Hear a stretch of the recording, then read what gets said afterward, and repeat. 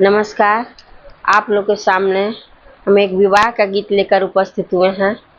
अगर यह गीत अच्छा लगे तो ज़रूर कमेंट कीजिएगा, सब्सक्राइब करके हमें बताइएगा कि यह गीत आप लोग को कैसा लगा।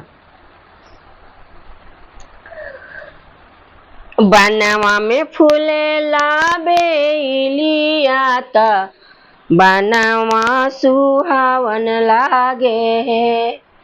बनवा में खिलेला बेलिया त बनवा सुहावन लागे है। हाथवा लफावेली मालिनिया त अब फूला लोढ़बी हो। हाथवा लफावेली मालिनिया त अब फूलवा लोढ़बी हो। धीरज धर ये मालिन धीरज धर अवरो गंभीर हो।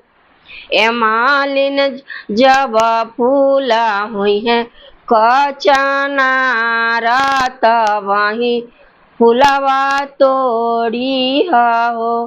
ए मालिन जब फूलवा हुई है कचनार वही फूलवा तोड़ी हो। मड़वा में बैठेली बेटी मड़वा में बैठेली बेटी सुंदर बेटी मड़वा सोहावन लागे हो। मड़वा में बैठेली सुंदर बेटी मड़वा सोहावन लागे हो। बहिया लफावले दूल्हावा तब हम बियाहबी हो। बहिया लफावले दूल्हावा तब हम बियाहबी हो। धीरज धरिए प्रभु धीरज धरी अवरो गंभीर रही जी। धीरज धरिए प्रभु धीरज धरी अवरो गंभीर राही जी।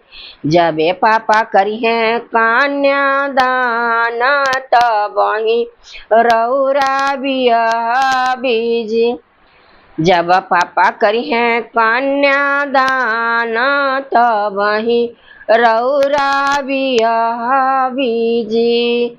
जब भैया करिहे तिलक चढ़ाई है तब वही रौरा बियाहबी जी।